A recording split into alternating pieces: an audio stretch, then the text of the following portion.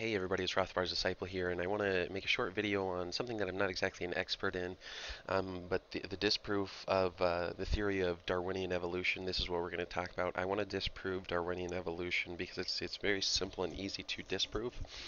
Um, the first thing I want to point out is that Darwinian evolution states that life just began randomly, like you just had this primordial soup, and then just randomly proteins were created, and these proteins ended up forming life forms. And if you look at this statistically from a mathematical sense, this doesn't make any sense. If you're trying to get the simplest life forms, the simplest enzymes, the chance of just getting a single enzyme to form is 1 divided by 10 to the 130th power. And just to put that in perspective, most cryptographic functions have a security of 2 to the 256th power.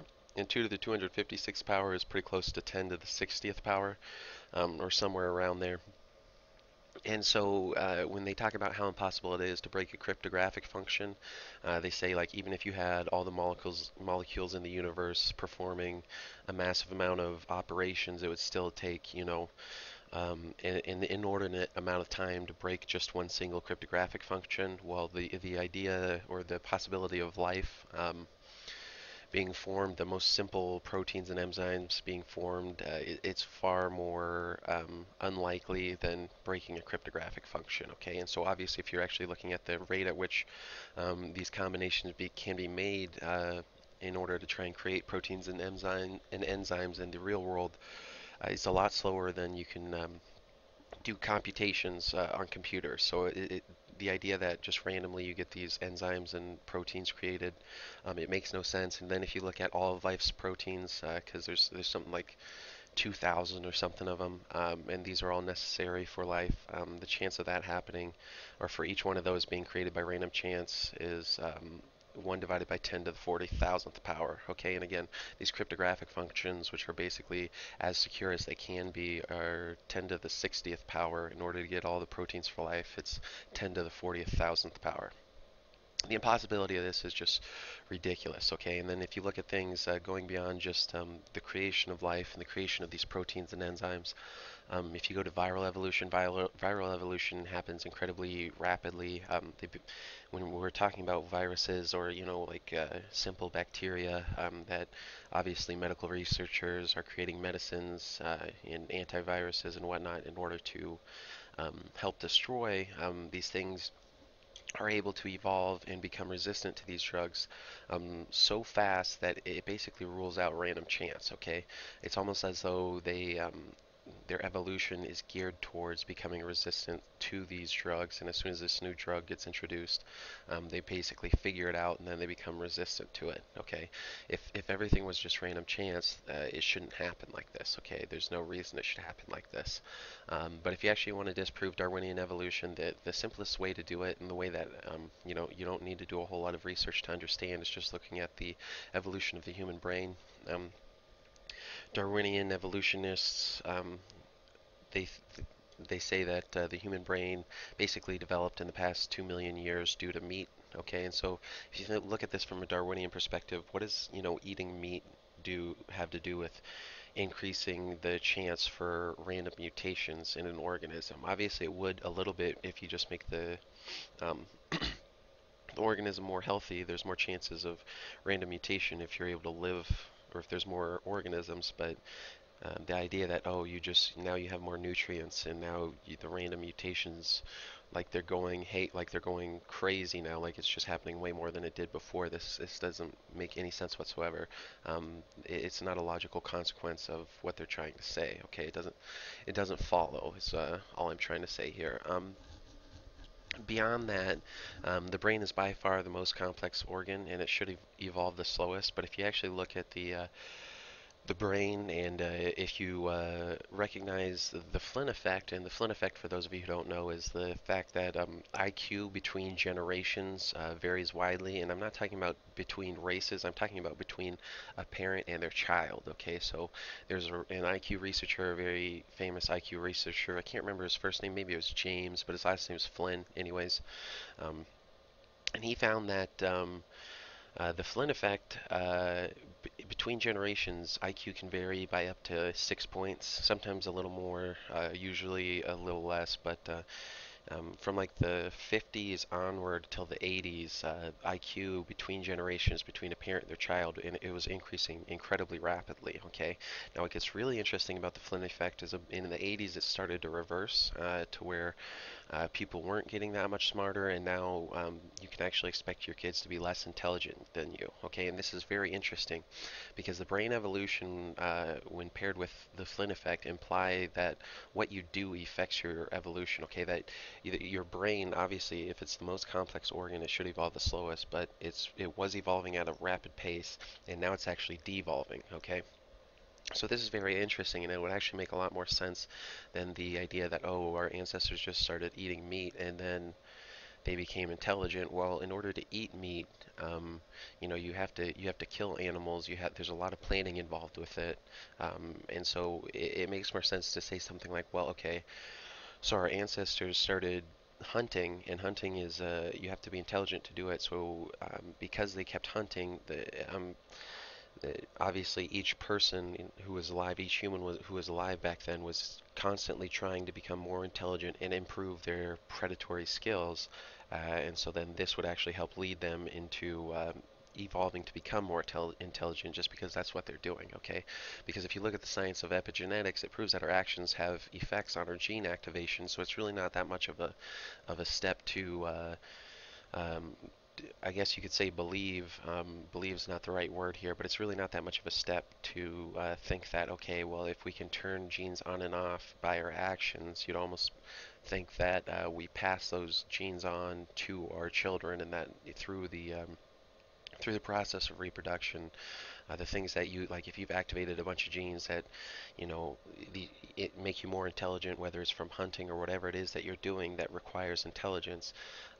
If your body already activates genes to help you out in this regard, it would almost make sense that when you reproduce, your body is going to try and make your children evolve in a way that will make them more able to survive in with the lifestyle that you lived. Okay.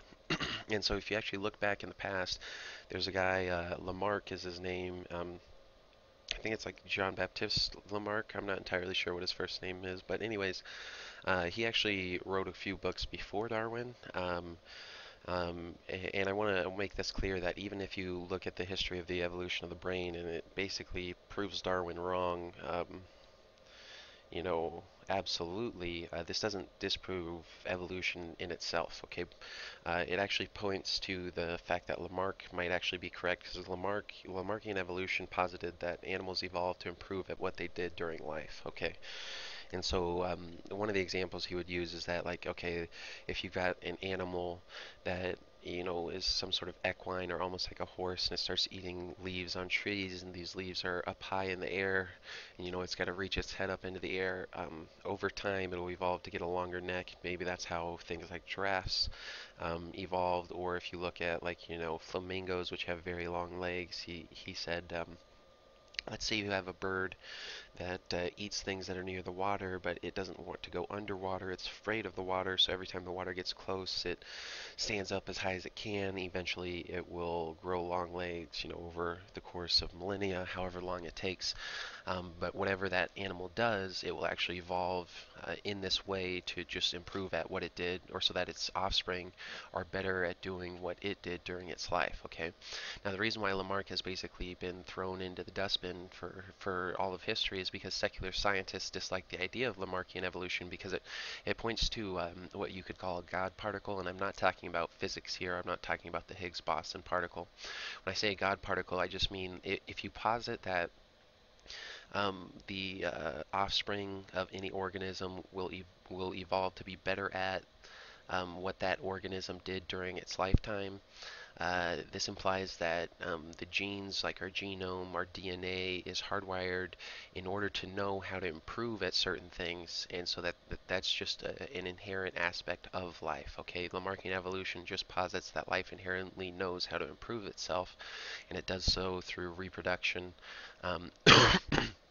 And now for secular heathens, which is like just the modern leftist science, they hate this idea because it's an affront to their moral relativism, where they just believe, you do whatever you want, and just random chance will prove what's best.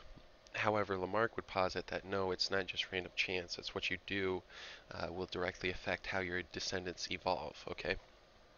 And why this is important is because there's a lot of practical applications to it. Lamarckian evolution implies that the better species are that way because they willed it, okay, and the better races are that way because they willed it. A lot of people like Stefan Molyneux, even people like Jared Taylor will say, oh, whites are just, they have a high IQ because they lived in cold climates. And it's like, well, that might have something to do with it. But Lamarckian evolution would posit that, okay, Europeans are not better simply due to the cold, but due to their way of life, okay, because they're simply a better type of people, okay? They're the reason why they tell the truth, the reason why they're so honest, why they aren't violent to each other is because they have simply lived that way in the past, okay? And so this implies also that degenerate behavior has massive effects on your posterity. So, like how the baby boomer generation just believed they could slut around for their whole lives and not really try at life. Lamarck would posit that okay, if you're doing bad things, y your offspring are going to you're going to devolve your own offspring in order to make them better at doing those bad things, okay? And so this is really important because Lamarckian evolution inspires good people to remain good and even improve on what they are doing, whereas Darwinists would say, like, you know, it doesn't matter what you do, it's all just random anyways, so if you're good, you're just lucky. Lamarck would completely reject that idea. And then the other reason why it's actually important is because with enough generations, the lesser races can become equal. People like Stefan Molyneux or Jared Taylor would just say like, oh, Africans just have lower race or lower IQ, and that's just the way it is, and that's the way it's going to be forever. And that's not actually true. The lesser races could improve if they so desire. Okay, and this would take many generations. If you look at the Flynn effect, you can basically get the IQ of your offspring to improve by like 6%. Okay, obviously if Africans have an IQ of 60, um, I don't know how many generations that is. It's like 8 to 10 generations, and they could possibly get up close to where whites are. Um, However, this is also a double-edged sword because if you do not try to improve yourself, you'll just fall farther and farther behind. Okay, and so this is a very important point, and it's something that I think a lot of race realists really need to understand, is that Darwinian evolution makes no sense, but the Lamarckian evolution does, and it's important for two reasons. It's important because whites are not better simply just because they got lucky, or not. It's not simply because they lived in cold climates. It's because that's the way they lived. They lived better lives, okay? And so that's why they became better people. It's because of their way of life, okay? And this means that if the lesser races do not understand this, if they do not learn this, then they will never become equals to the white race. And it's also important because it's not like, okay, all blacks or all, you know, Asians, not all, there's a lot of lower IQ Asians, or like whatever race it is. If they're lower IQ, they can raise their IQ, they can become equals. And the other thing that I want to point out is that IQ isn't everything. Like people like Jared Taylor or Stefan Molyneux will say IQ is everything, and it's absolutely not. If you look at certain high IQ cultures like East Asians, yeah, they've got a high IQ, but they've got no social cohesiveness. Like if you in countries like China and whatnot, this isn't as much, or this isn't as true in Korea, but in places like China, um, you know, you'll see a lot of videos, and this is actually a very common thing, where somebody will get hit by a car, and then instead of helping that person who got hit by a car, the next cars will run that person over, and they just keep running him over because they just don't give a shit. Okay, so evolution is more than just IQ, but the entire process of evolution is Lamarckian. So whatever your ancestors did in the past, that directly affects you. Okay, and so Asians, specifically the Chinese, they don't really care for other people because that's the way they've always lived. That's the way the Chinese people have always been. Okay, if you look at places like Korea, it's like Koreans have very high IQ, but they're very subservient, and that's why white people seem to do better than Koreans, generally speaking. Is it's not because of just the IQ, but white people are far more courageous, and courage is a huge thing in terms of success.